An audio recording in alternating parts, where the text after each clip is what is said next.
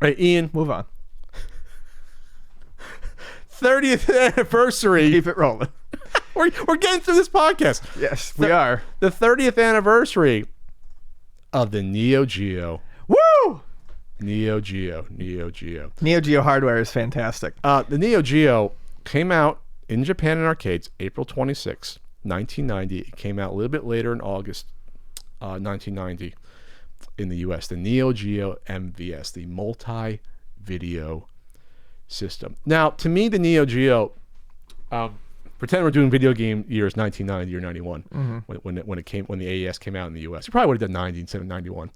I don't know about that, maybe. But the MVS was important to me because it gave our kids a fucking shot in the arm. Yeah. When it definitely needed it. Sure did. Because there was a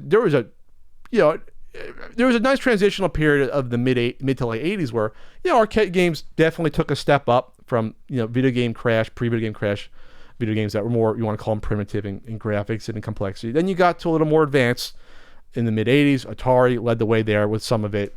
SNK did help a little bit, and then it continued more. But it seemed like with consoles becoming, at least being more popular, there was, not that they started to diminish, but there was definitely a slight hit in terms of needing to go to the arcade to play the latest and greatest. Slightly. This obviously, arcade games were still superior than the NES in terms of the looks, but the consoles were catching up quickly. Yep.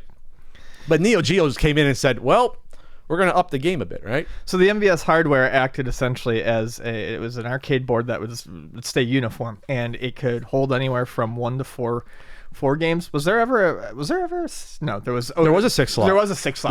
There was a 1, 4, 6. Was there a 2? There was there's 1, 2, 4, and 6. Okay, I thought there was a 6. And this made it easier for developers who always knew what their the specs that they would be developing to. It was like developing for a home system. And the unit was great because it allowed operators to buy one system and easily swap out, instead of boards, you got very large cartridges. Kind of like this Play Choice. Yep. So it was great for arcades. A lot of arcades would have multiple MVS systems with multiple games in there. So you could have tons of games with less of a footprint. You could have multiple Kings of Fighters. You could have a Samurai Showdown, a Metal Slug, and a Puzzle Bobble in there. You could cover, 4 different genres of games with the footprint of one arcade machine. So it's smart if you're an arcade, for arcade operators to market to. So buy our machine, less risk, because then you can just swap out the game cartridges, and it costs a lot less than buying a whole new arcade, or maybe you even get 2 of them and you have 8 games. It's incredibly smart. I'm really surprised that no one else really did that besides them and Nintendo with the Play Choice. That was really advertising to buy the games at home, so it's not even really the same thing. I mean, kind of is the same thing, but not really. I mean, there are certain sets of arcade hardware that do that, like the Naomi. You ended up getting discs, and you put discs in. It was essentially. Was there a selector though on screen? For the player? No. That's what I mean. Okay, I mean like a jukebox arcades experience. I'm really surprised no one else said we're going to try this. Maybe because they wanted to keep the high pro. Arcade games were expensive now. They're expensive then. Yeah. They weren't cheap. No, they're very expensive. So, I mean, like, even you buy, like, a game like I love, like Sly Spy. Yeah, you're stuck with a Sly Spy now. Right. Yeah, you can swap out the board, but then you got to buy the marquee. You got to buy the different side art. You got to hack something together. Like, it's tough. So, the MVS, gave birth to a number of very, very successful, famous franchises. King of Fighters being a big one. Samurai Showdown, another one. Metal Slug was another big one. Just great games, great quality. And then there was a home unit. The home unit was retailed at $650. Games were like $250 to $300, I think, at the time, which was insane. 1991. There's a little blurb here that I think is funny in a Wikipedia article about the reception of the system. In a 1993 review, GamePro gave the Neo Geo a thumbs up, though they voiced several criticisms, noting that the system was not as powerful as the soon-to-launch 3DO. Maybe technically they were right. They were technically right, but the 3DO shit the bed, and the Neo Geo... It's all about the software. Yeah, had, I think, official releases. I think King of Fighters 2003 3. No, Samurai Showdown 5 Special was the last official release for the system, I believe. The 3DO and the CDI, which were the most comparable together, they were advertised as this weird, like, home entertainment, family educational gaming. But Like, the CDI more so. The 3DO, I think they tried to do a little bit more. It's just a video game system. CDI was bizarre though. There were video games on the CD, but they wanted it to be this new multimedia. Yes. It was when the word multimedia meant something. Like 92, 93, like 95, where Video, sound. Look how great it is. Get your Grolier Encyclopedia CD-ROM and throw it in. It's like, yeah, that's cool, but the marketplace is so jumbled. Either you sell it as a gaming machine or you don't. Right. So the Neo Geo was seen as this is the Cadillac premier gaming console because it was so fucking expensive, and the games were directly ripped from the arcade, so there was no arguing. It's not like, oh, here's a crappy port, even the Super Nintendo ports and Genesis ports were not the arcades. No, they're not even close. Well, some get close. They don't though. When you compare them side by side, they are bad. They're in the ballpark. Come on, like Sunset Riders is in the ballpark. It's in the ballpark. Oh, sure. I'm sorry. I'm talking specifically Neo Geo. Oh, yes. They're bad. I'm talking like specifically the Neo Geo ports to the Genesis. And the Super that's what you meant. Like, yeah. No. Samurai. You don't want to play Samurai Showdown on the Genesis. They are not good. No. I mean, ports coming to arcade. In general, yes. You could have some. You could have some halfway decent arcade. Yeah, ports. Like Turtles of Time on the Super Nintendo. No one really complains about. No, it was a good port. Yeah. But the point is that $650. Yeah. In 91.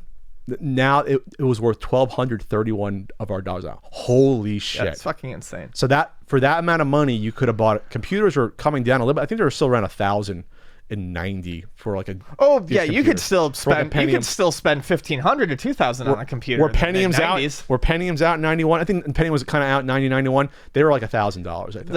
Were they? The first Pentiums were like the 75 and the 100. I remember those. 60s. 60, 75? I think they were 60. 60, they're 90. Anyway, but 75 was, the whole point is this. The number I first This was remember. fucking expensive. Yeah. Because Super Nintendo, when it came out in 91, was $200. Or maybe $250. Something in that range. So we're talking 3 times the cost. 2 to 3 times the cost back then. And plus, like you said, the games were expensive. What do you say, they were $200 for the games? The Neo Geo games were $250 to $300, I think, at retail. All right, we'll say $391. $568. Yeah. So you're basically spending the amount of money to buy a new console, a new Super Nintendo, and like 4 to 5 games to buy one game for the Neo Geo. Yeah, it's insane. So either you were rich, or you really had to save your allowance for 7 years to buy one arcade game. Yeah, basically. But hey, you were playing the arcade game. There's zero difference. And they had the memory card to swap between them. Yeah. I don't know anyone that used it or had it. Because who the hell could afford? It's like, if you could afford to buy a home Neo Geo, you're a rich kid. Why would I even sully myself going to an arcade when I can play at home by myself and have my friends watch me play? You can't play my expensive Neo Geo. You know what I mean? Like, that's so weird. Did you know any kid that had the Neo Geo? AES? Yes, I did. Or at least he said he did. Well, the thing was, I had been to this. So it's funny because when I went to Catholic school, I went to school with this kid. We'll call him. His name was Aaron. Well, so why would I was not giving out a social security number. Yeah. His name was Aaron, and I knew Aaron when I was in Catholic school in grade school, and I remember going over to his house, and I remember him having the TurboGrafx. And I remember him having the Master System and the NES, and he had everything. So he had everything. He had everything. Rich. Okay. He had everything. It was upper class. And then I left that school, and then in middle school, like 3 years later, Aaron ended up going to the same school as me again. And I remember him telling me he had a Neo Geo. He was still going to Catholic school? No, he was in the middle school with me. And I remember him telling me he had a Neo Geo, but I didn't hang out with Aaron after that. I didn't go over to his place to see it. I'm willing to believe that he probably had it because his mom was that kind who just bought him whatever the fuck he wanted. And he did have, like I said, he legit had the Master System, the TurboGrafx, and like every good NES game. No one had all of them. He did. Wow. He did. Again, the only reason I had TurboGrafx is I won it in a fucking contest. My parents were not going to buy me TurboGrafx. Right. They weren't going to buy me that and have a Super Nintendo. I got TurboGrafx in the Christmas of 90, so that was a year after it came out. So I had that before the Super Nintendo. That's right. But I did try to get I did try to get a Master System because I loved the idea of how the Master System looked, and I did get that as well in 90. That was 91. So 91, I did get the Master System, but I got the crappy Master System 2. By that point, they were so cheap though. I think at Kitty City, the Master System 2, which was like the only place you can get it. Toys R Us wasn't carrying them. I think it was only like $80 for the Master System 2, maybe $100 at Kitty City. It was not. It was. I mean, it was dead by. Master System was dead by like '89. It was dead by the time Genesis was coming out. But anyway, so yeah, my finest memories of the Neo Geo is probably that first year or two before it got, by the time you get to like the mid '90s, like machines were usually half fighting games. I loved like Sengoku, obviously King of the Monsters, things like that. I loved Super Spy.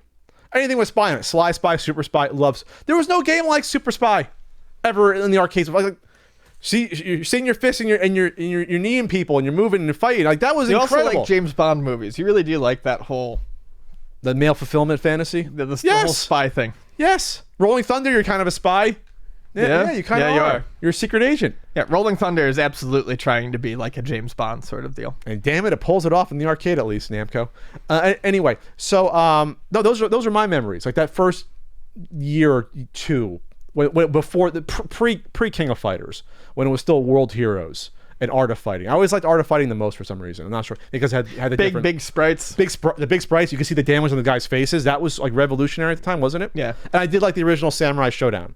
I thought that was like interesting. Samurai Showdown 2 is one of my favorite fighting games of all time. 2? Is that 2 is so good. Was there 5 on the Neo Geo? There's 5. There was 5? There's 5 on the Neo Geo. Then there's a 6th one. I can't remember what hardware that was. Atomic Wave, maybe? And then there was a shitty one for the 360, and then there's the new one. There was a shitty one. Was it there was a 3D no, it was SNK, but there's like a 3D extremely bloody awful one called Samurai Showdown Sen that no one talks about. Just way over the top. No one Samurai talks about Showdown's it. bloody, but yeah, no, this is like way over the top, like lopping off, like it's just like time killers. It's bad. Just lopping off 2 arms and legs. Samurai Showdown Sen. Yeah, no one talks about it. No one talks about it. It's one we do not speak about. 46% on Metacritic. Did you ever used to play NAM 75? No, never really played that one. That was one of the first run ones. What's interesting about that game, Ian, is that they, for some reason, they censored whenever you find them on the cover. There's a woman and you see like her knees and part of her chest, like just her, like, not even the cleavage. They mark her off it on like 95% of them. They're marked off on the home version of that. That's like SNK did that, or some government entity did that. Weird. It's really strange. I think I managed to get one without that, but I think that's what they did there. It's really strange. But look into that if you ever come across. I only have about 6 or 7 AES games. I got like the original ones. I got like Super Spy. I got Magician Lord, which was the original pack-in, right? Did they ever change the pack-in? I got NAM. And I might have Sengoku, but I only have about 4 or 5 Neo Geo games. I'm not crazy enough to fucking get into that stuff, into the AES. And I have a couple MVS ones, but anyway. So anyway, that's all I'm gonna say. So the Neo Geos are great. Okay, it's fantastic. Yeah. SNK, we love you. Moving on.